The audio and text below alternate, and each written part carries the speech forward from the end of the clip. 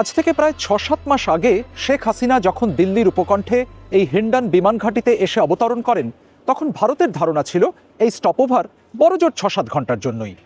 সেই ভুল ভাঙতে অবশ্য বেশি সময় লাগেনি, তাকে পাঠানো সম্ভব হয়নি তৃতীয় কোনো দেশে, এবং আজও রাষ্ট্রীয় অতিথি হিসেবে তিনি কিন্তু ভারতেই অবস্থান করছেন।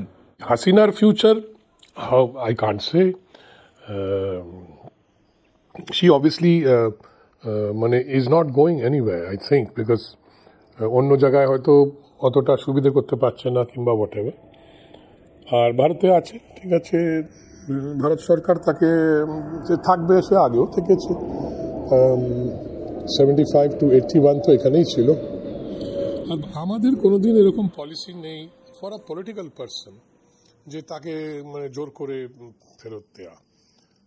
দালাই লামাও তো এখনো ইন্ডিয়াতেই আছে, তাই জন্যে আমরা মনে করি আমাদের এখানে যারা আশ্রয় নিয়ে আসে তাদের আমাদের একটা বলতে পারো কালচারাল ব্যাপার কিংবা একটা পলিসিরও আছে ব্যাপার আছে, তাদের আমরা জোর জবরদস্তি করে কোথাও পাঠাবো না। Thank you so much. এই দিল্লি শহরেই আবার শেখ হাসিনার মেয়ে সাইমা ওয়াজেদের অফিস, যেটির এখন স্থায়ী ভবনের কাজ চলছে, এবং এখানেই বিশ্ব স্বাস্থ্য সংস্থার দক্ষিণ পূর্ব এশিয়ার রিজিওনাল ডিরেক্টর পদে তিনি কর্মরত। তবে মামের ইচ্ছে যাই হোক, নিয়মিত দেখা হলেও একসঙ্গে বা একই ছাদের নিচে তাদের থাকা কিন্তু সম্ভব হচ্ছে না। কারণটাও সহজ, সাইমা ওয়াজেদ জাতিসংঘের একটি গুরুত্বপূর্ণ পদে রয়েছেন, আর শেখ হাসিনা এদেশের অতিথি ভারতের রাজনৈতিক সিদ্ধান্তে। এই 7 মাসে আমরা দেখেছি যে প্রধানমন্ত্রী শেখ হাসিনা, যিনি পূর্ব প্রধানমন্ত্রী বাংলাদেশের, উনাকে অনেকবার সোশ্যাল মিডিয়াতে স্পিচ দেবার একটা অ্যালাওয়েন্স দেওয়া হয়েছে। এই নয় যে উনি এখানে চুপ করে বসে আছেন, ভারতের সরকার এটা নিয়ে কোনো মন্তব্য করেনি, কিন্তু আমরা এটাও দেখেছি যে ভারতের সরকার শেখ হাসিনাকে অ্যালাউ করেছে যে উনি সোশ্যাল মিডিয়া প্ল্যাটফর্ম ইউজ করতে পারে, নানান ধরনের এক্স হোক, ফেসবুক হোক, নিজের উনার যা বলার আছে তা বাংলাদেশিদের বলতে, এবং পার্টিকুলারলি আওয়ামী লীগের সাপোর্টারদের বলতে। কিন্তু আমরা এটাও জানি যে উনাকে এখানে একটা সাংঘাতিক প্রোটেকশনের মধ্যে রাখা হয়েছে, এবং খুবই কম সংখ্যক লোক উনার সঙ্গে দেখা করতে পারে। শোনা এটা গেছে, আমরা সোর্সেসের থ্রু দিয়ে জানি যে প্রধানমন্ত্রী নরেন্দ্র মোদী কি national security adviser Ajit Doval, উনি একমাত্র দেখা করেন, ইনারা দুজন দেখা করেন উনার সাথে, তাও খুব কম সময় যখনই কিছু একটা ইম্পর্টেন্ট পার্টিকুলার ইস্যু থাকে। এর মাঝে দেশি বিদেশি নানা সংবাদ মাধ্যমে লেখা হয়েছে শেখ হাসিনাকে নাকি রাখা হয়েছে লুটেন্স দিল্লির কোনো বাংলোতেই, এমনকি মাঝে মাঝে তিনি হাঁটাহাঁটিও করছেন দিল্লিতে মর্নিং ওয়াকারদের স্বর্গ বলে পরিচিত এই লোধি গার্ডেনে।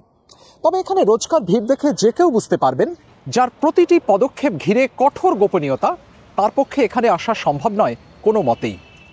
ভারত বা শেখ হাসিনার সব রকম দায়িত্ব, ওনার সুরক্ষা থেকে শুরু করে বাকি ওনার যাবতীয় যা যা দরকারি সেগুলো সবই ভারত নিয়েছে, এবং তার সবচেয়ে বড় প্রমাণ হচ্ছে যে ভারতের গণতন্ত্র বা আমাদের যে সংসদ, সেখানে যারা ক্ষমতায় আছে বা বিপক্ষে দুটো দলই এক কণ্ঠে স্বীকার করেছেন যে শেখ হাসিনা আমাদের অতিথি, উনি যতদিন ইচ্ছে চান উনি ভারতে থাকতে পারেন। আর আমি এখানে একটা উদাহরণ দিতে চাই, যেমন কোভিড মহামারীর পরে আমরা দেখেছিলাম লকডাউনের পরে, তো হয়তো ভবিষ্যতে শেখ হাসিনা এখন যেভাবে তথ্য প্রযুক্তির মাধ্যমে উনি বিভিন্ন ভাষণ দিচ্ছেন ওনার কর্মীদের বা দলের যারা অন্য সঙ্গী বা নেতা আছে তাদের সঙ্গে যোগাযোগ করার জন্য, ভবিষ্যতে হয়তো এটা আরেকটু আনলক হয়ে আমরা অন্য মাধ্যমে ওনাকে অন্য রূপে হয়তো দেখতেও পারি। আজ প্রায় 7 মাস পরেও এই প্রশ্নের সঠিক উত্তর আমাদের জানা নেই, শেখ হাসিনা তাহলে আছেন কোথায়? হয়তো এই মিরাট সেনানিবাসের ভেতরে কোনো সেফ হাউসে, হয়তো নয়, কিংবা হয়তো মানেসারে কোনো আধা সামরিক বাহিনীর গেস্ট হাউসে, কিংবা সেটাও নয়। তবে এই লম্বা সময় ধরে তার সঠিক লোকেশন যে গোপন রাখা সম্ভব হয়েছে, এটাও কিন্তু কোনো কম সাফল্য নয়। ইন্ডিয়া ওনাকে রাখবেন, উনি যতদিন এখানে থাকতে চান, আর আমরা যতদিন ফিল করি দ্যাট উনি ওখানে ফেরত গেলে উনি সেফ হবেন না, সো ওনাকে এখানে রাখা হবে। কিন্তু রিহ্যাবিলিটেটের যেটা কথা উঠছে, আমি জানি না গভর্নমেন্ট অফ ইন্ডিয়া কি ভাবছেন, কিন্তু আওয়ামী লীগের তো নিশ্চয়ই সেরকম একটা চেষ্টা, বাট আমার মনে হয় না সেরকম কন্ডিশনস আর অ্যাজ ইয়েট পসিবল। কিন্তু আওয়ামী লীগ অফকোর্স কিছুটা একটা সিম্পাথি ওয়েভ তো পেয়েছে 32 ধানমন্ডি ভাঙার পরে, আরো যা যা যাবতীয় খুব মাইন্ডলেস যেগুলো ডিস্ট্রাকশন করেছে, অকারণে যেগুলো হয়েছে।